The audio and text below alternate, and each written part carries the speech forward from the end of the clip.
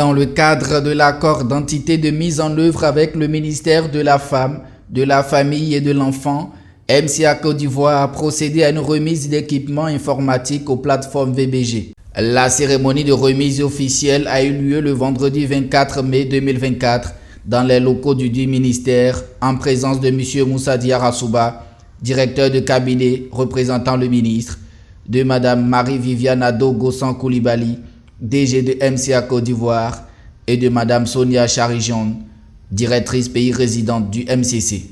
C'est une grande joie pour nous de voir cet accord-là qui se concrétise aujourd'hui et nous espérons qu'avec ce matériel qui a été donné au ministère, que les actions sur le terrain soient mises en œuvre de façon efficace, réussie et que chacun contribue donc à la lutte contre les violences basées sur le genre.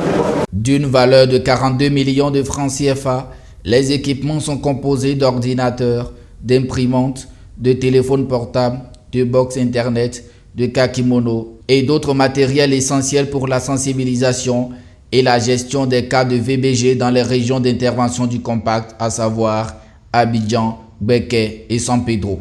Ça fait partie d'une approche et une politique stratégique de MCC, non seulement en Côte d'Ivoire, mais dans le monde entier, d'intégrer des activités qui s'assurent la protection des femmes et des filles, ainsi que l'équité de participation des femmes et des filles, non seulement dans nos activités, mais dans tous les domaines, dans les pays partenaires comme la Côte d'Ivoire.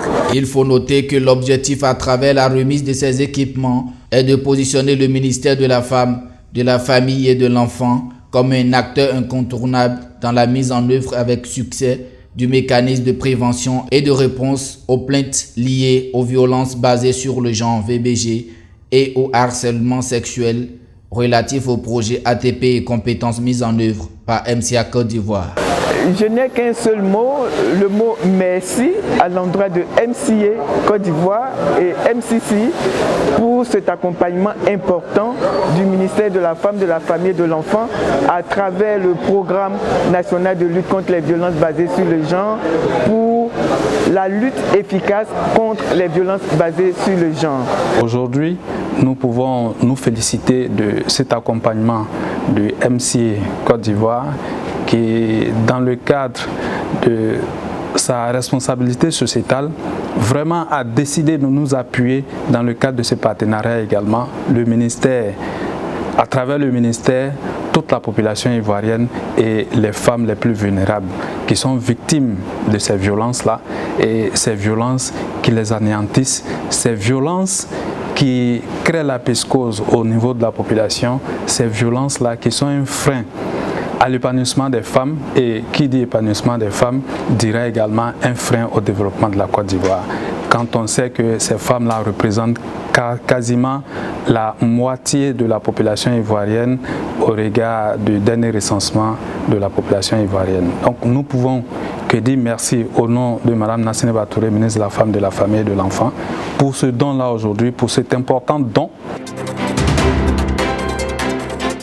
C'est une avancée majeure pour l'employabilité des jeunes qui vient d'être effectuée. MCA Côte d'Ivoire et l'Union des grandes entreprises industrielles de Côte d'Ivoire, UGC, ont signé un accord de subvention pour le projet de construction et d'équipement d'un centre de perfectionnement des métiers de l'industrie. Nous venons donc enfin de signer cet accord de subvention qui marque le début de la phase opérationnelle de construction et d'équipement de ce centre de formation qui maintenant a 1 an et 1 mois pour démarrer.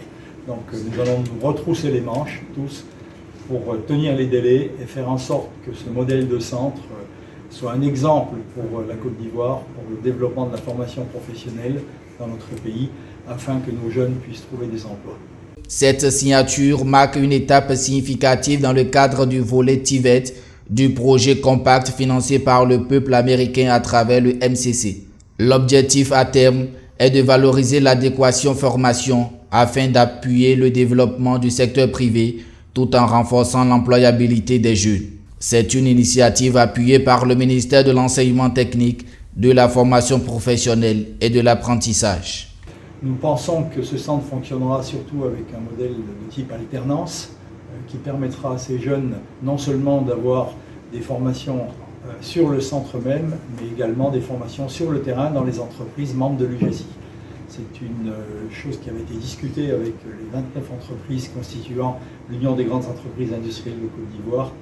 Et le fait de pouvoir travailler en entreprise pour la plupart des formations, à peu près à 50% du temps, si vous voulez, va permettre non seulement à ces jeunes apprenants de découvrir le monde de l'entreprise et de se faire une bien meilleure idée de ce qui les attend et de bien mieux maîtriser, si vous voulez, les domaines dans lesquels on va essayer de les former, mais également aux employeurs de détecter des talents et de pouvoir recruter ce qui leur fait cruellement besoin aujourd'hui, c'est-à-dire un capital humain formé et prêt à assurer le développement de leurs activités. Cette signature a été symbolisée par un échange de parapheurs entre Mme Marie-Viviane Adogo-San Coulibaly, DG de MCA Côte d'Ivoire, et M. Jean-Louis Menudier, président de l'UGC. Les liens entre les États de Côte d'Ivoire et de l'Amérique se renforcent. Une délégation d'hommes d'affaires américains est en Côte d'Ivoire pour cerner les opportunités d'affaires dans le pays. La délégation a été reçue par MCA Côte d'Ivoire dans ses locaux.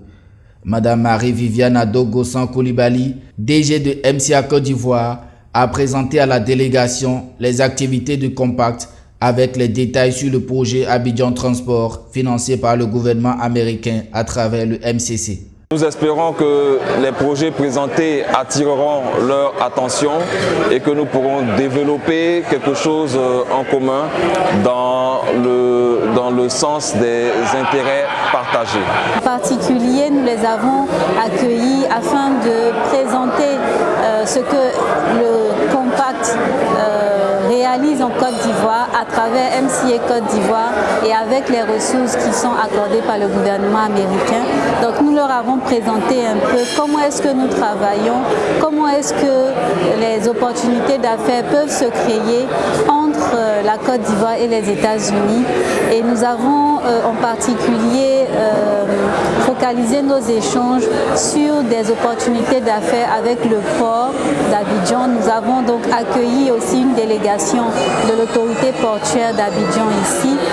Hier, ils avaient déjà rencontré l'autorité portuaire de San Pedro. Nous avons donc présenté aussi pour MCA Côte d'Ivoire le projet TPLC, donc, qui est une composante du projet ATP, transport routier d'Abidjan. Donc là également, nous avons fait la présentation des différentes composantes du projet TPLC et il y a eu beaucoup de questions. Les échanges ont été très fructueux. C'est aujourd'hui qu'on commence des échanges, mais ce n'est pas aujourd'hui que ça s'arrête. On espère qu'on puisse continuer à faciliter des bons échanges entre nos partenaires sur les deux côtés de l'océan Atlantique afin de réaliser des bénéfices non seulement au peuple américain, mais aussi au peuple ivoirien. Une délégation de MCA et MCC, conduite par la directrice pays résidente du MCC, s'est rendue dans la région de San Pedro dans le cadre des préparatifs de l'ouverture prochaine de plusieurs collèges de proximité. Première étape, rencontre avec les autorités telles que les responsables de DRENA ainsi que les autorités préfectorales. La délégation a ensuite parcouru tous les collèges en cours de construction, notamment ceux concernés par l'ouverture en septembre et en décembre 2024. De Fayé à Mané, en passant par Blaou, Adjamene, Youasso, sans oublier l'UNS, l'équipe a rencontré les différentes communautés pour non seulement annoncer la nouvelle des ouvertures, mais pour prendre également les doléances des populations dans le cadre des CDP. Que nous ayons le niveau 5e pour que nos enfants de 6e soient ici et que leurs grands frères de 5e qui les ont dévancés au collège, qui sont cette année en 6e, mais qui l'année prochaine vont faire la 5e, puissent revenir à ses pieds pour être dans la cuisine des mamans et puis aller à l'école. Dans tous les villages qui accueillent les CDP, tout le monde est impatient de voir les élèves fréquenter dans leur propre village. Donc on a eu l'occasion de bien causer et mieux comprendre les doléances et aussi les avis et les appréciations des communautés à Agné, à Adjamene, Faye et aussi Blaou. On était très contents de pouvoir partager les nouvelles sur l'ouverture des CDP qui auront lieu entre septembre et décembre 2024.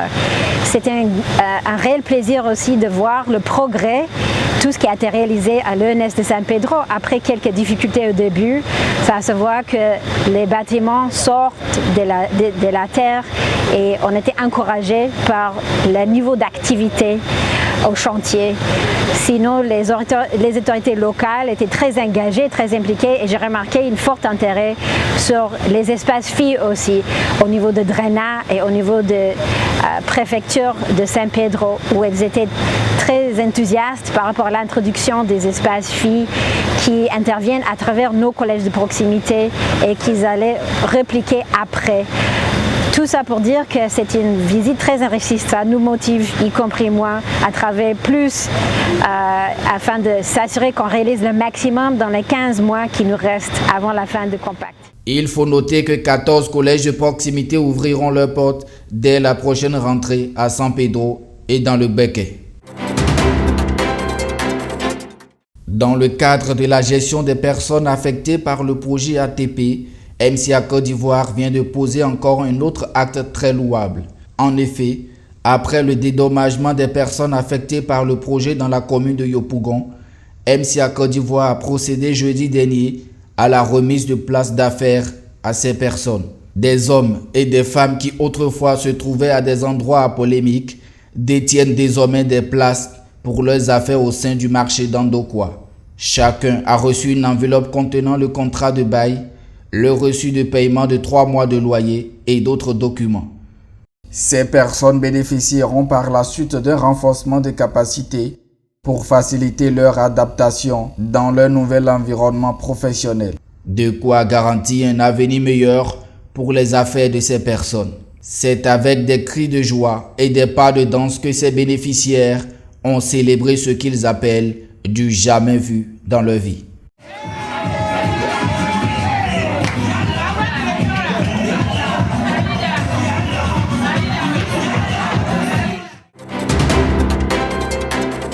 C'est un samedi de divertissement que le staff de MCA Côte d'Ivoire a connu en collaboration avec plusieurs autres institutions autour du tournoi de football interprofessionnel.